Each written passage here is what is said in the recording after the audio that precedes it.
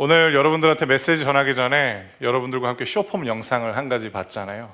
설명서 없이 레고를 조립하다가 나는 그래도 만족한다 라고 하는데 표정은 불만족스러웠던 한 사람을 보면서 오늘 이야기를 시작해 보려고 합니다. 사용 설명서, 사람 사용 설명서라는 시리즈를 준비하면서 여러분들과 함께 사용 설명서라는 단어를 아무래도 많이 나누게 될 거잖아요. 그런데 오늘은 이 사람 사용 설명서의 이 설명서를 여러분들과 함께 이 개념으로 같이 한번 생각해 봤으면 좋겠어요. 그것은 무엇이냐면 우리가 앞날을 계획할 때 또는 우리 인생에 있어서 중요한 것을 선택하려고 할 때 우리가 삼는 기준이 바로 사용 설명서가 아닐까라는 생각을 같이 해보았으면 좋겠습니다. 그러면 우리는 어떤 기준으로 앞날을 계획하고 또 어떤 기준으로 중요한 선택을 하면 모든 사람이 원하는 행복 또 기쁨을 얻을 수 있을까? 여러분들은 어떤 기준으로 선택하고 계세요? 그리고 또 여러분들은 어떤 기준으로 여러분들의 앞날을 계획하고 계신지요? 저는 이번 한 주 여러분들이랑 함께 이 주제에 대해서 이야기해 보려고 해서 이런 생각을 해봤습니다. 대한민국의 현대인들은 주로 어떤 기준을 가지고 자신의 앞날을 계획하고 있을까? 또 어떤 기준을 가지고 선택할까? 아마 이 세 가지를 통하여서 사람들은 앞날을 계획하고 중요한 선택을 한다라고 했을 때 이 자리에 계신 분들은 대부분 동의하실 거예요. 첫 번째 기준은 무엇이냐면 사람들은 의외로 자기가 좋아하는 것보다 다른 사람이 좋다고 여기는 것을 기준 삼을 때가 많이 있습니다. 그러니까 사회적 시선 또는 사회적인 인정이 자신의 앞날을 계획하고 자신이 무언가를 선택할 때 중요한 기준이 될 때가 적지 않다라는 것입니다. 두 번째는 무엇이냐면 돈이죠. 돈, 경제적인 안정과 보상, 고수익, 끊임없이 나에게 안정적인 수익을 제공할 수 있는 것이라면 우리는 그것을 기준 삼아서 우리들의 앞날을 계획하는 것에 별로 망설이지 않습니다. 세 번째는 무엇이냐? 내 마음이에요. 내가 좋아하면 된 거예요. 내가 만족하면 그거면 충분한 거죠. 주로 이 세 가지로 사람들은 자신의 앞날을 계획하고 중요한 것을 선택할 때 기준으로 삼는 게 아닌가라는 생각을 여러분들이랑 같이 나눠봤으면 합니다. 첫 번째, 사회적 시선과 인정에 대한 기준. 사람들이 아주 많이 살펴보고 있는 자신의 인생 사용 설명서라고 할 수 있겠습니다. 다른 사람들이 좋다고 말하는 것을 토대로 내 삶을 계획하고 중요한 선택을 해나가는 삶의 방식입니다. 가령 이런 사람들이 대학 선택하는 기준은 너무 명확하죠. 남들이 좋다고 말하는 대학, 또는 어렸을 때부터 부모님이 가라고 하는 대학. 저는 대학교도 신학대학교 나왔고 대학원도 신학대학원 나갔는데 제가 신학대학교 들어갈 때, 그러니까 한국 나이로 20살 때였어요. 저랑 같이 면접을 봤던 한 친구 이야기인데, 신학대학교는 이제 목사가 되려고 하는 사람을 뽑는 과정이거든요. 그래서 어떤 질문이 제일 중요하고 100% 나오는 질문이냐면 자네 여기 왜 왔나요? 자네 여기 왜 왔나? 이게 무슨 뜻이냐면 자네는 왜 목사가 되려고 하는가? 이 질문인 거거든요. 근데 이제 그 질문은 너무 100% 나오기 때문에 답변도 대부분 100%예요. 모두가 다 하나님이 부르셨대요. 자네 여기 왜 왔나? 하나님이 부르셔서 저는 신학대학교를 왔습니다.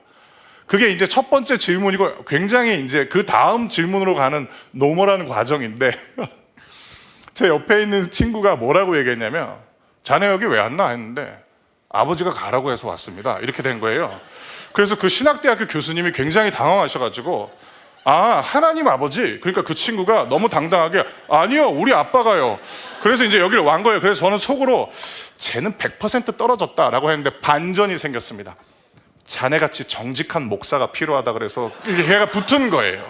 그러니까 이런 식으로 본인이 원하는 대학을 선택할 때 생각보다 내가 가고 싶어하는 대학이 아니라 아빠가 가라 한다든지 다른 사람들이 봤을 때 좋은 대학들, 대학만 그럴까요? 직장은 말할 것도 없죠. 매스컴을 통해서 이 직업군이 전망이 좋다고 하면은 대학부터 시작해가지고 취준생들이 준비하는 과정도 이제 하나로 쏠리게 되는 거죠. 또 적지 않은 경우 어린 시절부터 부모의 기대와 권유로 진로를 선택하는 사람들도 우리 주변에서 찾아보기 그렇게 어렵지 않습니다.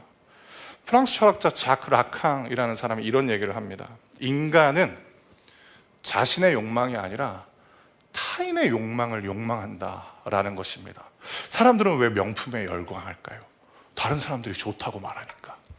사람들은 왜 특정한 브랜드의 감성이다라고 이야기를 하면서 사실은 필요 이상의 비용을 지출하는데 망설임이 없을까요?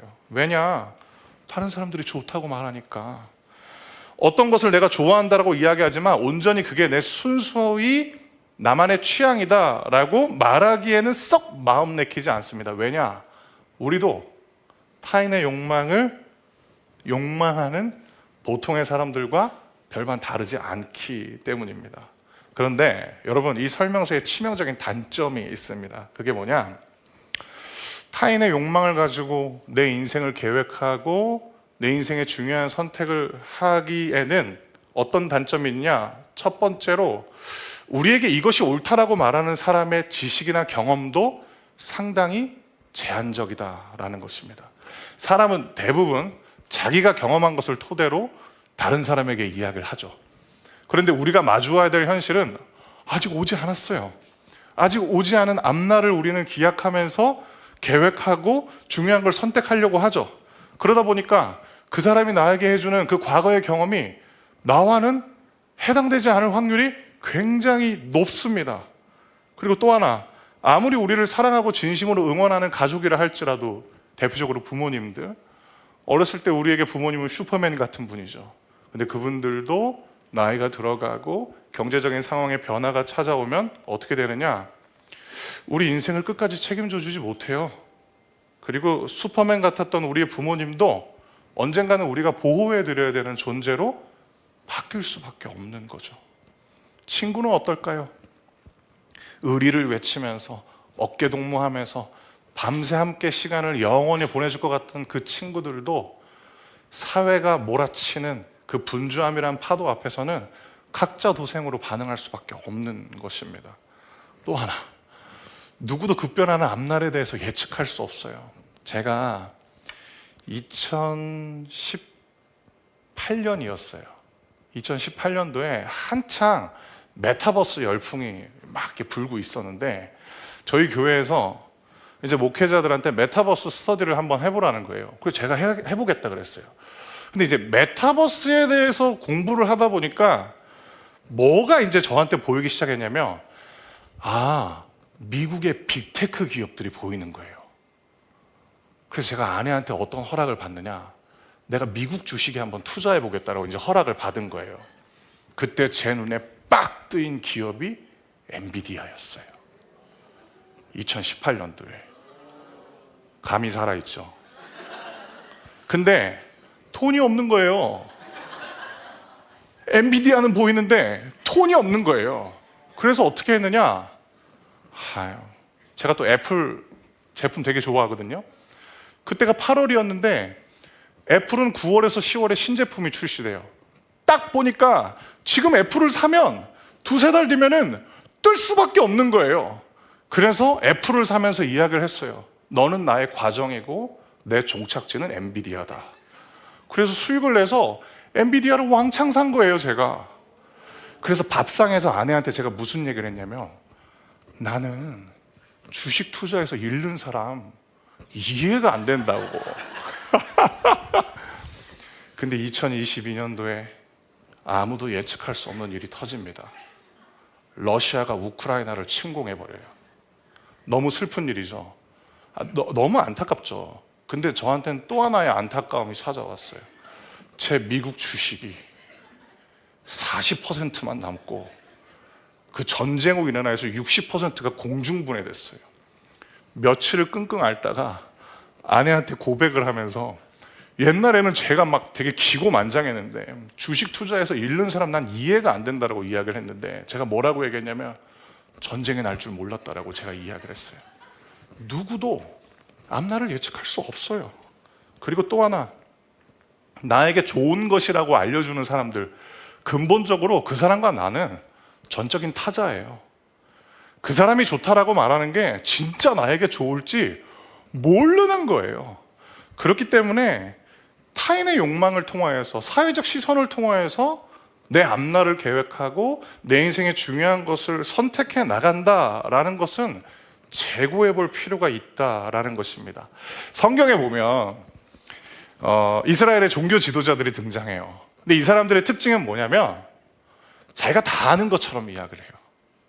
자기가 하나님에 대해서도 다 알고 있는 것처럼 이야기하고 자신들이 세상의 이치에 대해서 다 아는 것처럼 이야기를 해요.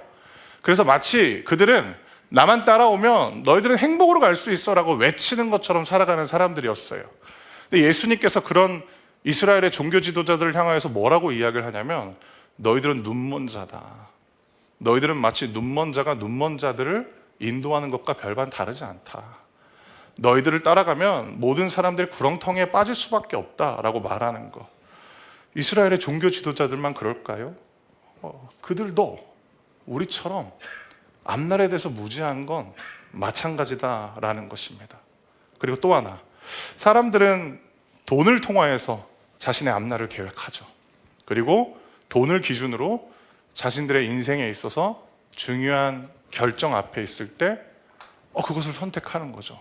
나한테 높은 수익을 보장한다면, 나에게 안정적인 수익을 제공하게 된다면 우리는 망설이지 않고 돈을 따라가는 거죠.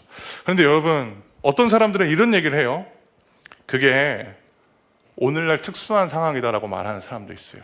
지금 저성장 시대가 지속되고 있잖아요. 그러니까 사람들은 불안하기 때문에 돈을 더 추구할 수밖에 없다. 그렇지 않아요. 옛날에도 지금도 사람들은 돈에 약했어요. 그리고 예수님께서 이런 말씀을 하시죠.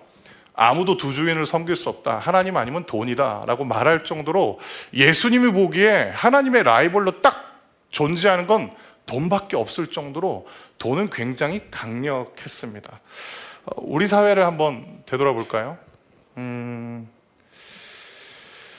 한국 청소년들의 장래 희망이라든지 또 그들을 양육하기 위한 교육 현장을 보면 우리 사회가 추구하고 있는 가치가 무엇인지 가장 적나라하게 드러납니다. 2023년 2월부터 매스컴을 통하여서 우리 사회를 떠들썩하게 했던 것은 무엇이냐면 초등학생 의대 준비반. 이게 2023년 2월부터 이제 우리 사회 매스컴에 보도가 됐습니다. 물론 그 전부터 존재했었겠죠. 그런데 이 초등학생인데 이제 의대를 준비하기 위해서 학원에 가야 되는데 이 경쟁률이 10대 1이었다라는 거. 그러니까 학원에 들어가기 위해서 초등학생 때부터 이미 얘네들은 고시 수준의 압박을 견뎌야 되는 것입니다. 근데 이 기사를 다루고 있는 한 칼럼의 제목이 무엇이냐면 아이들은 과연 행복할까? 근데 부모님들은 훗날 너희들의 미래의 행복을 위한 거야 라고 이제 막 푸시를 하는 거죠. 그래서 어린 아이들이 캐리어를 끌고 거기에 문제집을 잔뜩 넣고 밤 10시까지 이제 쉬지 않는 일들을 막 하는 거예요. 그 일이 바로 공부인 거죠. 이러한 현상을 일반화할 수는 없어요, 물론. 근데 2026년도 올해 기사에서 또 어떤 내용이 등장했느냐? 4살부터 아이들이 입시 모드로 들어가야 된다라고 이야기를 합니다. 저희 아이들은 굉장히 해맑게 잘하고 있어요. 근데 적지 않은 아이들이 4살이 되면 이제 훗날의 안정적인 소득을 위해서 무한 경쟁 모드로 들어가게 된다라는 것입니다. 이유는 딱 하나, 돈이에요. 결국은 돈이다라는 것입니다. 20대, 30대, 40대 청년층의 세대들은 또 어떨까? 청년들이 직업을 선택할 때 제일 중요하게 생각하는 요인도 부동의 1위는 돈입니다. 통계청에 따르면 올해도라는 표현이 등장해요. 대한민국 청년들이 직업을 선택할 때 가장 중요하게 생각하는 요인은 압도적으로 높은 수입과 경제적인 안정이었다라고 발표합니다. 돈 필요하죠. 돈 필요하지 않은 사람이 어디 있나요? 돈은 필요한 거죠. 근데 돈이 수단이 아니라라는 거죠. 그래서 더 큰 돈을 모으려고 해요. 그런데 그것이 채워지면 어떻게 되느냐? 점점점 돈이 주는 만족도는 줄어들고 나의 결핍을 찾는 것만 더 커지게 된다라는 것. 그래서 쾌락은 너무나도 짧고 계속해서 돈만 추구하게 돼서 결국 불행해진다라는 것. 그 다음에 여러분들도 잘 아시는 책 소유냐 존재냐라는 책을 쓴 에리 프롬이라는 사람이 이런 얘기를 하죠. 삶의 기쁨과 충만함을 가져오는 것은 존재와 관련되어 있는 것인데, 돈을 쫓는 삶은 소유에 집착하게 되어서 우리 존재의 충만함을 조금씩 갉아먹어서 우리들의 내면이 텅텅 비게 만든다라는 이야기를 합니다. 그리고 또 하나, 리처드 이스털린이라는, 이 사람도 경제학자인데 이스털린의 역설이라는 부분이 나오는데, 이 사람의 가설을 통하여서 인터뷰한 영상들의 특징은 무엇이냐면, 굉장히 부유한 사람들이 막 이제 인터뷰를 하는 거예요. 당신은 언제까지 당신의 소득을 통하여서 만족을 누렸느냐? 우리나라 기준으로 좀 의외인데 세후 8,700만 원 정도? 그거 지나면 더 이상 돈이 주는 만족감이 없다라는 거예요. 근데 지금 여러분들 중에 몇몇 분들이 세후 8,700만 원 하는데 몇몇 분들이 어떤 표정을 짓냐면, 나 그만큼 버는데, 그러면서 그렇지 하는 분들도 계세요. 그런가요? 근데 여러분, 이 사람들만 그런 얘기를 한 게 아니에요. 성경에 제일 큰 부자 중에 한 사람이 누구냐면 솔로몬이라는 사람인데, 그 사람은 엄청난 부자였습니다.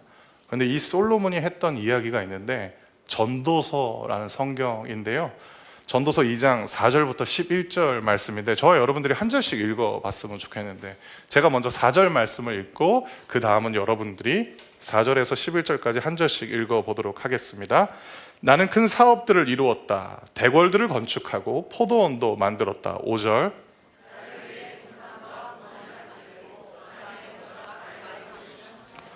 심은 나무들이 푸른 숲을 이루도록 연못을 파서 물을 대었다.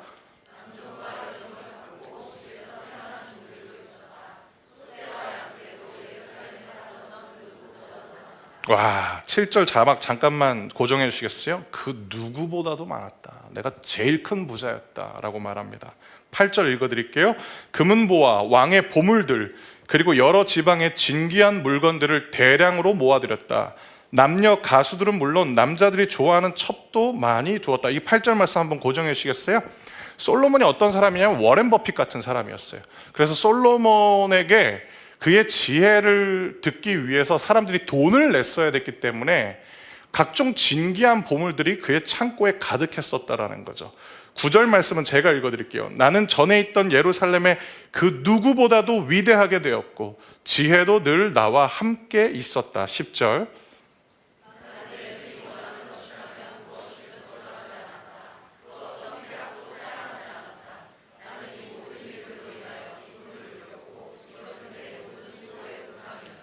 그런데 내 손이 한 일과 노력한 수고를 돌이켜보니 모든 것이 바람을 잡는 것처럼 허무했다. 해 아래서 도대체 무슨 보람을 얻겠는가? 이 솔로몬이라는 사람은 행복을 추구했던 사람이었고, 그는 행복을 얻기 위해서 모든 노력을 다 해봤던 사람입니다. 그는 아마 행복을 위해서 많은 소유를 추구했던 것 같습니다. 그런데 그 많은 소유가 결국 나를 행복하게 해주지 못했다라고 말하는 것입니다. 여러분, 돈을 내 삶의 사용 설명서로 삼는다라는 것은 결국 돈이 나의 기준이 되는 것인데, 돈이 나의 기준이 되는 순간 우리에게 사랑의 대상이 완전히 바뀌게 됩니다. 그것이 무엇이냐? 나와 내 소중한 사람을 사랑해야 되는데 돈이 기준이 되면 어떻게 되느냐? 돈을 사랑하게 됩니다. 그리고 돈을 사랑하게 되면 어떻게 되느냐? 성경은 이렇게 말씀합니다. 디모데전서 6장 10절 말씀도 제가 여러분들에게 읽어드릴게요. 돈을 사랑하는 것이 모든 악의 뿌리입니다. 돈을 더 많이 얻으려다가 진실한 믿음에서 떠나고 오히려 더 큰 근심과 고통만 당하게 됩니다 라는 이 말씀도 잠깐 고정해 주시겠어요? 한 사업을 하는 분이 저한테 이런 얘기를 하시는 거예요. 목사님, 돈이 너무너무 많은데 왜 그렇게 큰 부자도 횡령하는 줄 아세요, 목사님? 그래서 제가 뭐라고 말씀드렸냐면, 저는 모르죠. 저는 모르죠. 근데 그분이 하는 얘기가 돈이 너무 좋아서 그런 거예요, 목사님. 물건에 대한 욕심은 생기는데 내 돈 주고 사기에는 너무 아깝다라는 거예요. 그러니까 손대지 말아야 될 돈을 손을 대서 그걸 사고 내 돈은 아끼다가 횡령하게 된다라는 이야기를 들었을 때 저는 굉장히 무섭고 놀랐습니다. 돈을 사랑하면 어떻게 되느냐? 일만 하게 뿌리가 된다라고 말하는 것뿐만 아니라 더 안타까운 건 무엇이냐면 맨 끝부분 오히려 더 큰 근심과 고통만 당하게 된다라는 것입니다. 많은 사람들이 행복을 얻기 위해서 편안한 삶을 추구하기 위해서 돈을 쫓았는데 돈을 쫓으면 어떻게 되느냐? 더 큰 근심과 고통만 당하게 된다라는 것입니다. 그렇기 때문에 이 두 번째 사용 설명서도 여러분들의 계획과 선택의 기준이 되는 것은 재고해 보셔야 된다라는 것. 마지막 세 번째, 사람들이 또 무엇을 자신들의 인생 사용 설명서로 삼고 있는가? 내 마음인 거죠. 여러분들한테 몇 사람들을 한번 소개해 드릴게요. 사진을 보시면 스티브 잡스 등장하고, 그 다음에는 우리나라 대중문화의 아이콘 중에 한 명이라고 말할 수 있는 가수 이효리 씨, 그리고 미국의 방송인 또는 기업가로 잘 알려져 있는 여성 오프라 윈프리, 그리고 엄청난 영화 감독인 거죠, 스티븐 스필버그. 이 네 사람의 공통점이 무엇이냐? 대중들한테 당신의 삶을 위해서 당신이 할 수 있는 최고의 선택은 무엇이냐면 당신의 마음이 시키는 대로 살아야 된다라고 말한 것입니다. 종교학자들이 있어요. 그들은 종교를 연구하는데 오늘날 세계에서 가장 빠른 속도로 급속도로 성장하고 있는 종교가 무엇이다라고 꼽냐면 자아숭배교라고 이야기를 합니다. 인간은 자기 자신을 신으로 숭배하게 되었다.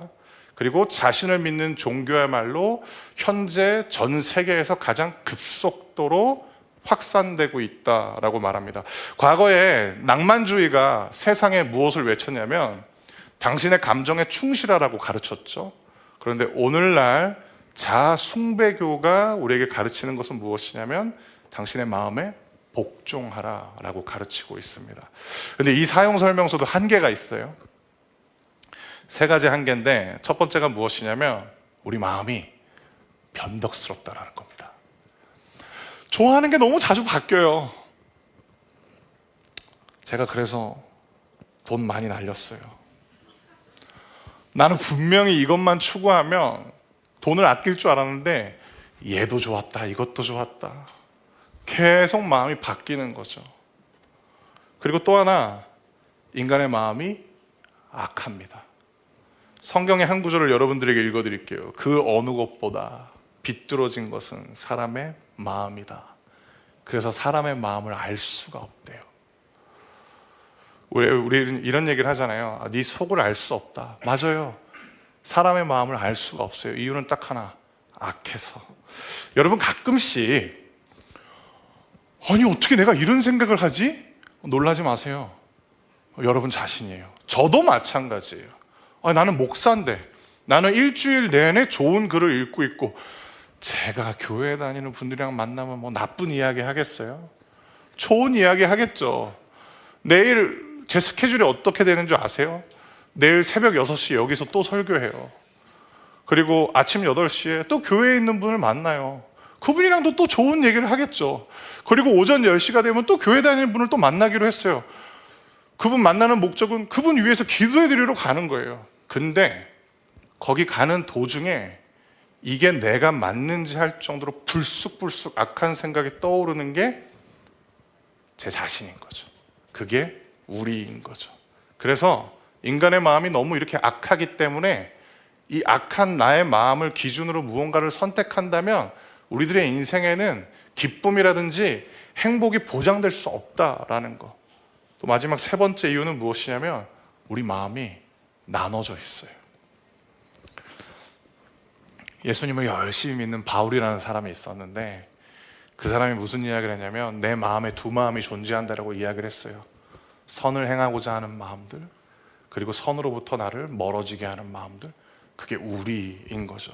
자, 그러면 드림 플러스가 오늘 여러분들에게 선물해 드리고자 하는 인생 사용 설명서가 있는데 그것이 무엇이냐면 돈도 아니고요, 타인의 인정과 시선도 아니고요. 그리고 여러분들의 마음을 따르는 것도 아닙니다. 그것이 무엇이냐? 하나님의 인도하심을 구하는 삶인 것입니다. 앞날을 계획하실 때, 그리고 여러분들에게 있어서 중요한 것을 선택할 때 여러분 스스로를 인도해 나가는 것이 아니라, 돈이 여러분들을 인도해 나가는 것이 아니라, 타인의 시선과 타인의 가치관이 여러분들을 인도해 나가는 것이 아니라, 하나님, 제 삶을 인도해 주십시오. 하나님, 제 앞날을 인도해 주십시오. 라는 그 기도를 통하여서 여러분들의 삶을 새롭게 만들어가 보시길 드림플러스가 여러분들에게 제안해 드리는 것입니다. 그런데 하나님의 인도하심을 구한다라는 것이 좀 어렵게 다가오실 수도 있잖아요. 이거 생각보다 굉장히 쉽습니다. 근데 여러분들에게 두 가지 노력이 필요해요. 첫째, 먼저는 하나님께 여러분들의 시간과 마음을 드리시길 바랍니다. 사람이랑 친해지는 거랑 비슷해요. 시간과 마음을 드려야죠. 그리고 또 하나의 노력이 있어요. 하나님의 목소리에 익숙해지셔야 됩니다. 여러분들이 눈을 뜨시는 순간 여러분들의 귀와 여러분들의 마음 가운데 수많은 소리들이 들리잖아요. 그런데 그 중에 하나님의 목소리가 있어요. 하나님은 말씀하시는 분이에요.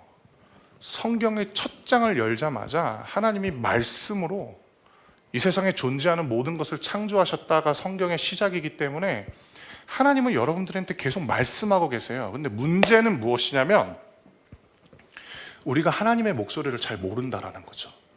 그래서 이게 내 마음의 목소리인지 다른 사람의 목소리인 건지, 그런데 하나님이랑 친해지고 하나님의 목소리가 무엇인지 알게 되면 꿈을 통해서도 하나님은 말씀하시는 분이시고, 친구들과의 대화를 통하여서도 하나님은 말씀하시는 분이시고, 그리고 여러분들의 생각 속에서도 하나님은 그 생각을 통해서도 말씀하시는 분이시기 때문에 여러분들은 하나님의 인도하심을 받을 수 있어요. 그러면 하나님의 목소리는 어떻게 우리가 친숙해질 수 있는가? 이거는 딱 하나밖에 없습니다. 성경책 보셔야 돼요. 성경을 읽어야 하나님의 목소리에 친숙해질 수 있는 거죠.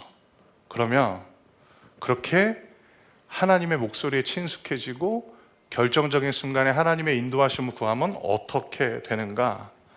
하나님은 하나님의 인도하심을 구하는 사람들을 향해서 이렇게 약속해 주셨는데 그들의 앞날과 그들의 선택을 지켜주실 것이다 라고 말씀해 주셨습니다. 잠언 16장 9절 말씀인데 우리 함께 한 목소리로 읽어 보실까요? 잠언 16장 9절입니다. 시작. 사람은 자기 마음의 앞날을 계획하지만 그 걸음을 정하시는 이는 여호와이시다. 아멘. 우리는 계획하는 존재예요. 그건 나쁜 거 아니에요. 우리를 만드신 하나님이 계획하는 분이시기 때문이에요. 우리는 하나님을 닮은 존재로 창조되었기 때문에 우리도 계획하는 걸 즐거워하죠. 그런데 하나님의 인도하심을 구하면 하나님이 우리들의 계획을 지켜주신대요. 또 하나, 여러분들이랑 또 하나의 말씀을 읽어보려고 하는데 잠언 3장 6절 말씀인데 지금까지 읽었던 성경 말씀 다 잊어버리신다 할지라도 오늘 여러분들은 이 한 절의 말씀만은 꼭 마음에 새겨주셨으면 합니다. 잠언 3장 6절입니다. 시작. 너는 내 모든 길에서 그분을 인정하여라. 그러면 그분이 너의 길을 형통하게 만들어 주실 것이다 라는 이 말씀. 하나님을 인정하세요. 하나님은 나를 도우실 수 있는 분이십니다. 하나님은 저를 지켜주실 수 있는 분이십니다. 그리고 하나님은 제 모든 계획들을 선한 길로 인도해 주실 수 있는 분이십니다 라고 인정하면 하나님께서 어떤 것을 선물해 주시느냐? 형통입니다. 여러분, 형통은 어떤 단어라고 생각하세요? 그냥 잘 되는 거? 그 의미도 있어요. 근데 성경에서 말씀하고 있는 형통은 어떤 의미를 갖고 있냐면 고난을 뚫고 나갈 수 있는 힘이라는 뜻입니다. 여러분들도 원하지 않으시겠지만 고난이라는 인생의 어려움 앞에 당도할 때가 있으시잖아요. 그때 하나님께서는 형통을 선물로 주시겠대요. 하나님의 인도하심을 구하는 사람들에게. 마지막으로 제 이야기를 나누고 오늘 여러분들에게 준비한 메시지를 마치려고 하는데, 저와 여러분들은 직업이 다르지만 그래도 공감하실 것 같아서 제 이야기를 나눠보려고 합니다.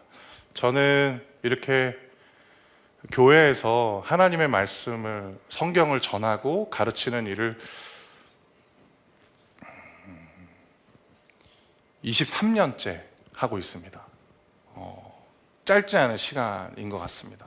근데 저한테 어떤 욕심이 있었냐면, 저는 큰 교회에서 일하고 싶었어요. 근데 이게 저한테는 굉장히 고통스러운 고민이기도 했습니다. 왜냐하면 성경은 크고 화려하고 이 세상에서 부요한 인생을 가르치는 건 아닌데, 자꾸만 제 마음 한켠에 어떤 인생 사용 설명서가 펼쳐졌냐면, 돈, 타인의 시선 앞에서 꿀리고 싶지 않은 마음이 너무 컸던 거죠.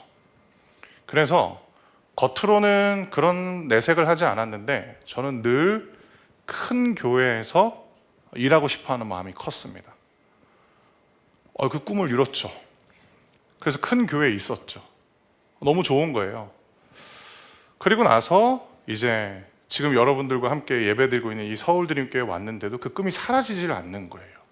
특히 피곤하고 여러 가지 일정이 바빠지면 제 마음 한켠에 무슨 생각이 드냐면, 좀 사람들도 많고, 여기서 사람이라 하면 목사들도 되게 많은 교회 가서 나는 그냥 내가 좀 좋아하는 일 하고 싶다라는 생각이 너무 많은 거예요.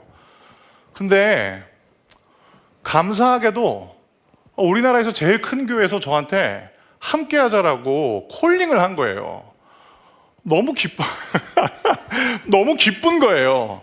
근데 뭐가 마음에 걸렸냐면, 너무 세속적이다라는 이 신앙 양심이 제 선택을 자꾸 붙잡는 게 거북했고, 또 하나는 제가 지난 1월까지 우리 교회 20대, 30대들한테 말씀을 전했는데, 제가 지금껏 우리 대학생들과 청년들에게 전했던 말씀과는 위배되는 선택을 한다라는 게 고통스럽더라고요.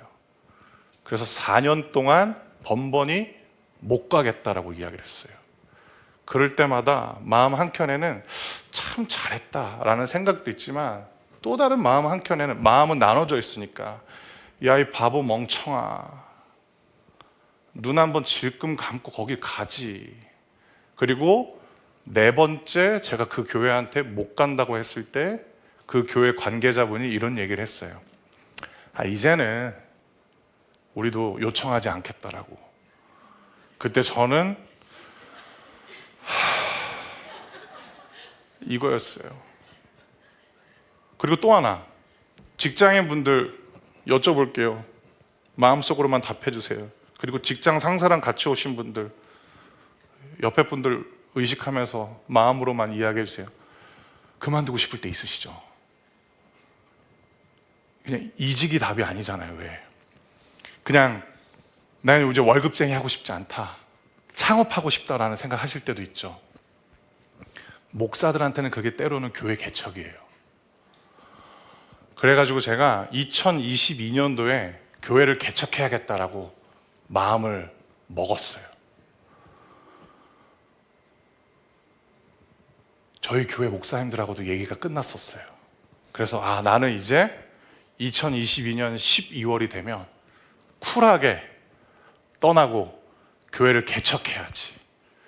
그때 제가 펼쳤던 인생 사용 설명서는 뭐였냐면, 내 마음이 그걸 원하더라고요. 근데 이게 조자리가 문제인데, 아무도 없을 때 제가 조자리에서 이제 기도하고 있었어요. 2022년 6월쯤에 하나님, 6개월 남았습니다. 저는 하나님을 위해서, 사실은 하나님을 위해서도 아닌데 하나님을 위해서 큰 교회 갈 수 있는 거 전 4번이나 노했습니다. 그리고 저는 이제 올 12월이 되면 교회를 개척할 겁니다. 하나님, 저를 도와주세요. 이렇게 기도를 하고 있었어요. 근데 저는 그게 하나님의 목소리라고 100% 믿어요. 제 마음 가운데 어떤 울림이 툭 왔냐면, 너 왜 교회를 개척하려고 해? 아니, 하나님 성경에도 써 있는데 교회를 개척해야죠. 그런 거 말고 너 왜 교회를 개척하려고 해? 그때부터 제 속내가 적나라하게 드러나기 시작했습니다. 하나님의 뜻 때문이 아니고 우리 교회에서 부목사로 일하는 그 생활이 고됐나 봐요. 제가 기쁘고 감사할 때도 있는데 쉽지 않을 때도 있었나 봐요. 그래서 그 부목사의 삶을 멈추고 싶은데 저한테는 명분이 없다 보니까 내가 교회를 개척해야겠다라고 이야기를 한 거죠. 그리고 하나님이 저한테 이런 마음을 주셨어요. 그러면 너는 24시간을 오롯이 네가 원하는 삶을 살기 위해서 순수한 성도들한테 너의 경제활동을 의탁하고, 그리고 너는 내 이름을 앞세워서 결국 네 마음대로 살려고 하는구나. 그래서 제가 여기서 무너져 버렸어요. 그리고 하나님이 저한테 한마디 더 하셨어요. 너 신학교 갈 때 네 인생 나한테 준다며. 너 네 자신을 나 하나님한테 준다며. 그래서 너 울면서 신학교 갔잖아, 20살 때. 그때 너는 어디 갔니? 라고 했을 때 제가 하나님한테 뭐라고 말씀드렸냐면, 하나님 마음대로 하세요. 하나님, 목사이기 때문에 하나님 뜻대로 하소서 이래야 되는데 그때는 그냥 이상호였어요. 하나님 마음대로 하세요. 그 다음부터 저한테 어떤 변화가 찾아왔냐면, 내년 계획을 세우지 않습니다. 저한테는 이건 천지가 개벽되는 변화였어요. 저는 계획 세우는 거 무지하게 좋아합니다. 그리고 여러분들이 보시기에는 어떻게 보일지 모르겠지만 뭐 하나 딱 목표 세워지면 진짜 막 물불 안 가리고 달려가는 스타일인데 저한테 이제 그런 거 없어요. 그냥 하나님이 이끄시는 대로. 그러나 오늘 저한테 주어지는 일 앞에서 저는 최선을 다할 것이고, 여러분들한테 종종 말씀드렸던 것처럼 저는 저를 만나는 분들한테 도움이 되는 목사가 되면 족합니다. 이게 저한테는 기쁨이고 행복이고 만족이에요. 사랑하는 여러분, 여러분들이 지금껏 무엇을 기준으로 삼으셨는지 저는 알지 못해요. 그런데 제가 하나님의 인도하심이라는 인생의 새로운 기준을 삼고 이제 4년 가까운 시간을 보내고 있는데 제일 행복합니다. 가장 감사하고 너무 소중한 시간들입니다. 이 기쁨을 여러분들에게 나누고 싶어서 말씀드립니다. 이제부터 여러분들의 삶의 설명서를 하나님께 맡겨 드리시길 바랍니다. 그러면 하나님께서 여러분들의 앞날도 여러분들의 선택도 보호해 주실 것입니다. 이 축복이 여러분들의 앞날에 늘 함께 하시길 예수님의 이름으로 축복합니다.